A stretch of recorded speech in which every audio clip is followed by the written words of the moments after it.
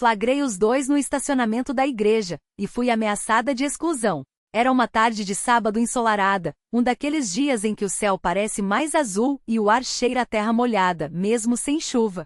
Eu tinha chegado mais cedo na igreja para ajudar a arrumar as cadeiras do salão, como fazia há anos. Sempre gostei daquele silêncio antes do culto, quando só se ouve o barulho dos irmãos varrendo o piso ou ajustando os bancos. Mas naquele dia, algo estava diferente.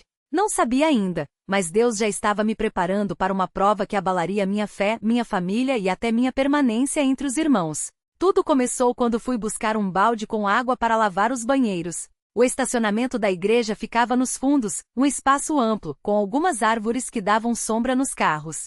Ao passar por lá, ouvi vozes abafadas, um riso contido que não combinava com o clima de preparação para o culto. Parei por um instante, achando que poderia ser algum irmão brincando, mas havia algo no tom daqueles sussurros que me deixou desconfortável. Então, sem querer vi.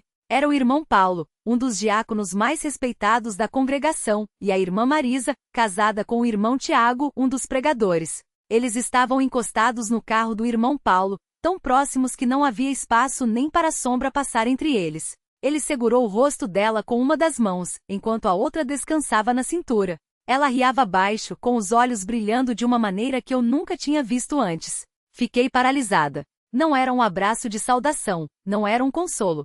Era algo que eu só tinha visto em novelinha de televisão, daquelas que minha mãe sempre desligava quando passava. Meu coração disparou. Senti um calor subir pelo pescoço, como se tivesse engolido fogo. Não queria acreditar no que via. O irmão Paulo? A irmã Marisa? Dois pilares da igreja, pessoas que eu via como exemplos de fé. Por um segundo, pensei em me virar e fingir que não tinha visto nada. Mas então, como se sentissem minha presença, eles se afastaram bruscamente. O irmão Paulo virou-se para mim com um olhar que gelou minha alma. Não era vergonha, não era arrependimento. Era raiva, pureza. O que você está fazendo aqui? Ele perguntou a voz grossa, os punhos cerrados. Eu gaguejei, sem saber o que responder. A irmã Marisa se ajeitou, passando as mãos no vestido como se pudesse apagar o que tinha acontecido. Eu vim buscar água, balbuciei. Você não viu nada, ele disse, dando um passo na minha direção.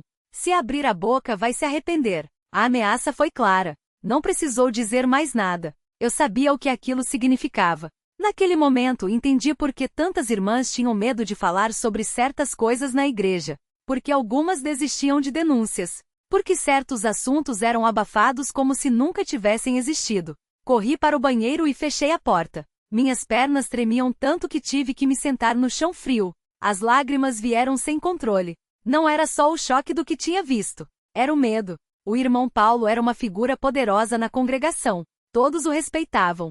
Se eu falasse, quem iria acreditar em mim? E se eles me acusassem de mentirosa? Pior, e se me excluíssem por causar divisão?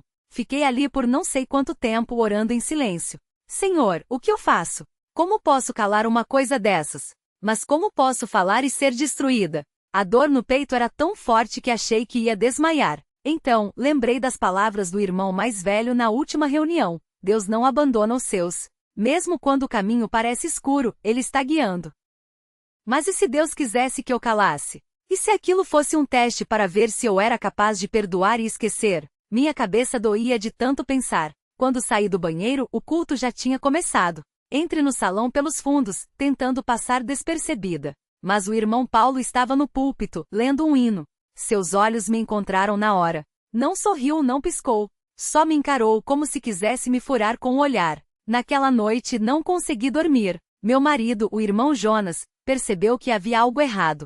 O que foi, minha filha? Ele perguntou, passando a mão no meu rosto molhado de lágrimas. Contei tudo, cada detalhe. Ele ficou em silêncio por um longo tempo, os olhos fixos no teto, como se estivesse pedindo direção a Deus. Isso não pode ficar assim, ele finalmente disse. Mas temos que ter cuidado. Eles são poderosos.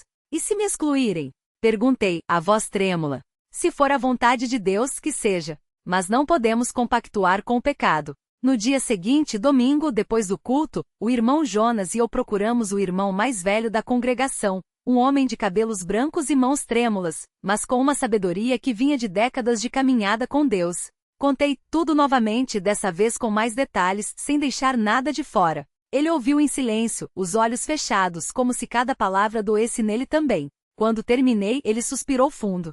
Filha, você fez bem em vir até mim. Isso é grave. Muito grave. Mas então ele olhou para a porta, como se temesse que alguém estivesse escutando. Vou ter que levar isso aos irmãos responsáveis. Mas você precisa se preparar. Isso vai doer em muitas pessoas. Os dias que se seguiram foram os mais difíceis da minha vida. A notícia se espalhou como fogo em palha seca. Alguns irmãos me evitavam, como se eu fosse a portadora de uma doença. Outros sussurravam nos cantos, olhando para mim com desconfiança. A irmã Marisa chorou no culto, dizendo que eu estava mentindo por inveja. O irmão Paulo negou tudo, dizendo que eu era uma caluniadora, uma pessoa amargurada que queria manchar a reputação dos servos de Deus. Até que chegou o dia da reunião dos irmãos responsáveis. Fui chamada para dar meu depoimento novamente. Dessa vez estava sozinha diante de 7 homens sérios, alguns com expressões duras, outros com olhares de pena. O irmão Paulo estava lá também, sentado com as costas retas como se fosse o ofendido. Irmã, disse o irmão mais velho, olhando nos meus olhos, você tem certeza do que está dizendo? Tenho, irmão. Vi com meus próprios olhos. E por que só você viu? Por que ninguém mais presenciou isso? Meu coração afundou. Era a pergunta que eu mais temia. Não sei, irmão. Mas sei que não estou mentindo. O irmão Paulo então se levantou com uma calma que me deu arrepios. Irmãos, essa irmã tem um histórico de fofocas. Já causou problemas antes. Isso é inveja, nada mais. Senti como se o chão tivesse se aberto debaixo dos meus pés. Histórico de fofocas? Nunca na vida eu tinha espalhado uma só palavra contra ninguém. Mas ali, naquele momento, eu era ré. E eles estavam julgando não só minhas palavras, mas minha fé, meu caráter, minha vida inteira. Saí da reunião com as pernas bambas. O irmão Jonas me abraçou, mas eu mal conseguia sentir seus braços. Tudo parecia irreal. Como tinha chegado ali? Como uma coisa que eu vi que era verdade tinha se tornado uma acusação contra mim. Naquela noite, caí de joelhos no meu quarto e chorei como nunca. Não eram lágrimas de tristeza. Eram de desespero. Senhor, clamei, onde estás? Por que me abandonaste? Eu só quis fazer o que era certo. E então, no silêncio da madrugada, veio uma paz que não vinha de mim. Não foi uma voz, não foi um sinal no céu. Foi uma certeza no coração, confia em mim. Mesmo que todos te abandonem, eu não te deixarei. Nos dias seguintes, as coisas pioraram. Recebi uma carta dos irmãos responsáveis, dizendo que meu comportamento estava sendo analisado, que eu poderia ser excluída se não me retratasse. O irmão Paulo e a irmã Marisa continuavam na igreja como se nada tivesse acontecido. Alguns irmãos pararam de falar comigo. Outros me olhavam com dó, como se eu fosse uma coitada que tinha perdido a cabeça. Mas então, algo inesperado aconteceu. A irmã Lúcia, uma senhora quietinha que sempre sentava nos fundos, veio até mim depois de um culto. Irmã, ela disse, segurando minha mão, eu também vi. Meu coração quase parou. O quê? Eu vi eles. Há semanas. Não fui no estacionamento, mas vi como eles se olhavam. Como ele tocava nela quando achava que ninguém estava vendo. Eu não falei nada porque tive medo. Mas agora que você falou eu não posso ficar calada. E então, como se fosse um domínio, outras irmãs começaram a vir até mim. A irmã Ana, a irmã Aninha, até a jovem Raquel, que tinha só 19 anos, mas que tinha visto coisas que a deixaram enojada. De repente eu não estava sozinha. Os irmãos responsáveis foram obrigados a reabrir o caso. Dessa vez não podia mais ser abafado. O irmão Paulo, pressionado, acabou confessando. Não tudo, mas o suficiente para que a verdade viesse à tona. A irmã Marisa chorou, pedindo perdão a todos. Seu marido, o irmão Tiago, ficou arrasado, mas decidiu perdoá-la e lutar pelo casamento. Quanto a mim, nunca fui excluída. Mas também nunca mais fui a mesma. Aprendi que fazer a coisa certa nem sempre traz elogios. Às vezes traz dor, solidão e até perseguição. Mas também aprendi que Deus não abandona os seus.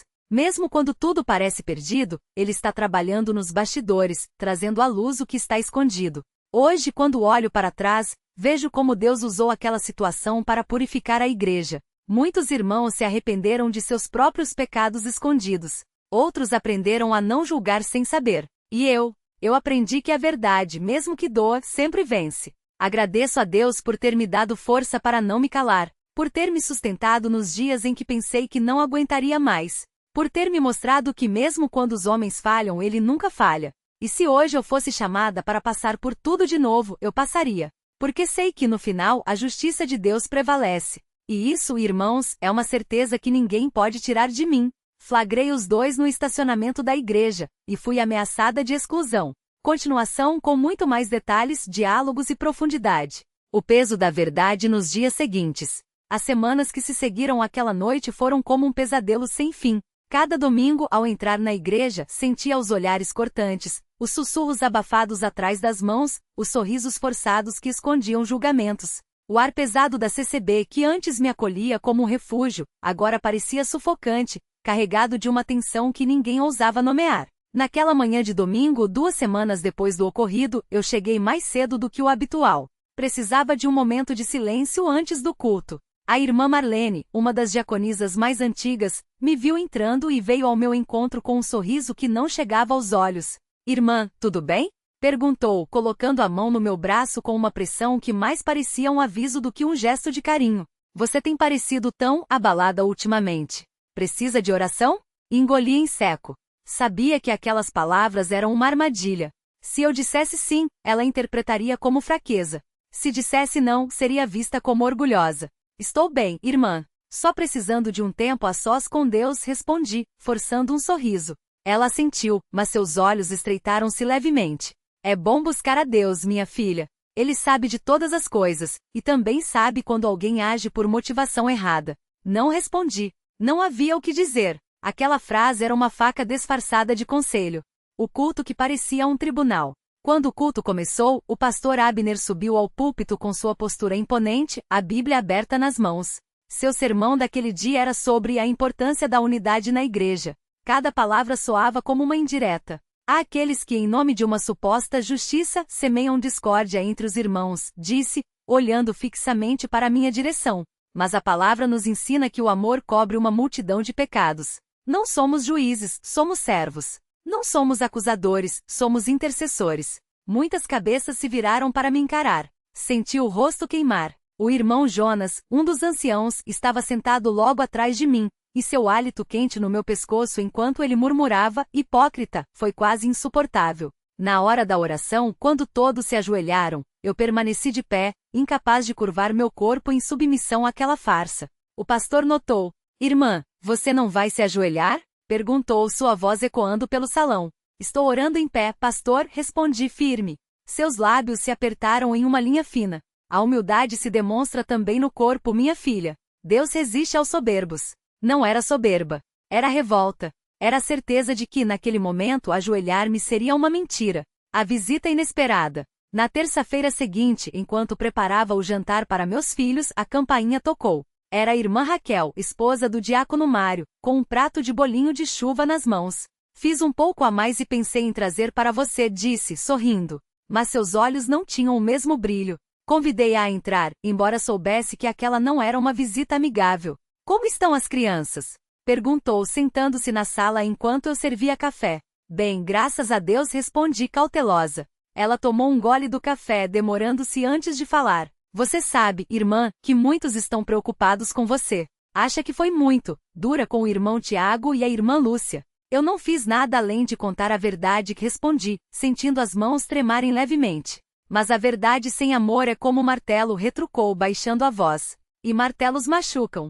Você não acha que poderia ter falado primeiro com o pastor, em particular? E se eles tivessem negado? Se o pastor tivesse abafado? Perguntei, sentindo a raiva borbulhar. Quantas vezes já vimos isso acontecer? Quantas irmãs foram silenciadas por medo de manchar a imagem da igreja? Ela recuou como se eu a tivesse esbofeteado.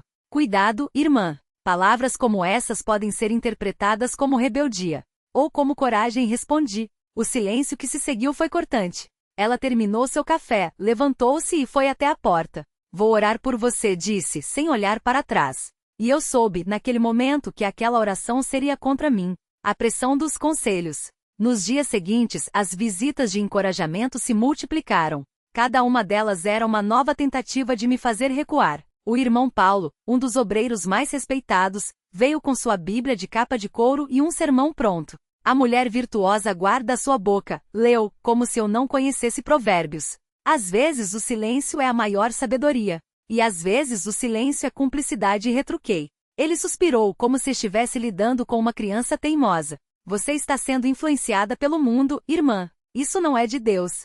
E deixar 2 irmãos em adultério continuarem a enganar a igreja, isso é de Deus? Perguntei, levantando-me. Se for, então não quero fazer parte. Seus olhos se arregalaram. Cuidado com o que diz. Você está falando de exclusão? Não. Estou falando de integridade. Ele balançou a cabeça, decepcionado. Vou relatar isso ao pastor. Você precisa de disciplina. A reunião com o pastor. 2 dias depois, fui chamada para uma reunião com o pastor Abner e 2 anciãos. O escritório da liderança, que antes me inspirava respeito, agora parecia uma sala de interrogatório. Irmã, sentimos que você está causando divisão, começou o pastor, cruzando as mãos sobre a mesa. Vários irmãos vieram até nós preocupados com seu comportamento. Meu comportamento? Repeti, incrédula. Eu só contei o que vi. Eles é que estavam pecando. E você acha que expondo-os publicamente estava agindo no amor? Perguntou o irmão Jonas com um tom de superioridade. E vocês acham que abafar o pecado é amor? Revidei. Quantas vezes já fizemos isso? Quantas vezes um irmão cai, e em vez de restaurá-lo, só varremos para debaixo do tapete? O pastor bateu a mão na mesa, fazendo-me estremecer. Isso é rebeldia. Você está questionando a autoridade espiritual. Não estou questionando a autoridade. Estou questionando hipocrisia, respondi, a voz tremendo de emoção. Se a igreja é o corpo de Cristo, por que temos medo da luz? Por que escondermos a podridão em vez de tratá-la? O irmão Jonas se levantou, vermelho de raiva. Você está sendo orgulhosa. Acha que é melhor que os outros? Não acho que sou melhor. Acho que não quero ser cúmplice. Gritei, as lágrimas finalmente escapando. O pastor suspirou, como se estivesse lidando com uma causa perdida. Você precisa se arrepender. Publicamente. Na frente da igreja. Me arrepender de quê? Perguntei, enxugando o rosto. De ter feito o que era certo. De ter feito no tempo errado, da maneira errada, retrucou. Se não se humilhar, seremos obrigados a tomar providências.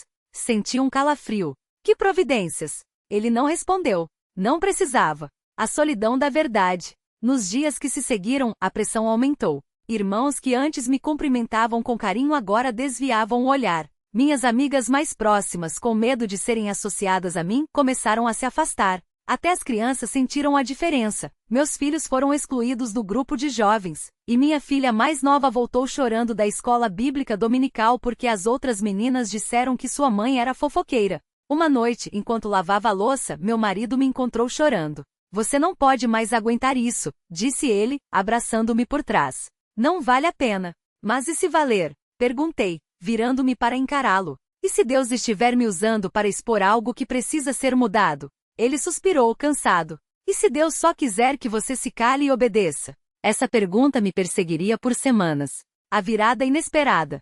Foi então que algo inesperado aconteceu. Na quarta-feira à noite, durante a reunião de oração, a irmã Lúcia levantou-se e, tremendo, pediu a palavra. Eu preciso confessar algo, disse com a voz quebrada. O que a irmã falou é verdade. Eu e o irmão Tiago pecamos. E mentimos.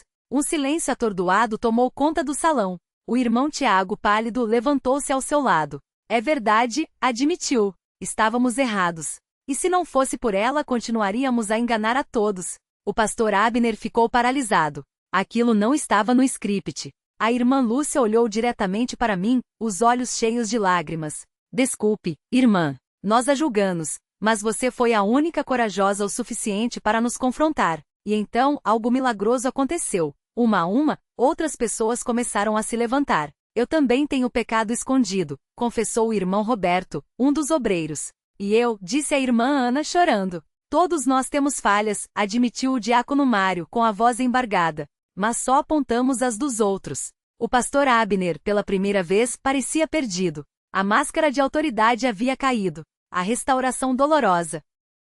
Nos meses seguintes, a igreja passou por uma espécie de limpeza. Não foi fácil. Houve choros, brigas, pessoas que saíram magoadas. Mas também houve perdão. Arrependimento genuíno. O irmão Tiago e a irmã Lúcia foram disciplinados, mas também restaurados. O pastor Abner, humilhado pela própria congregação, pediu desculpas publicamente por ter tentado abafar a verdade. Quanto a mim, nunca recebi um pedido de desculpas formal. Mas também não precisei, porque aos poucos, os olhares de julgamento deram lugar a olhares de respeito.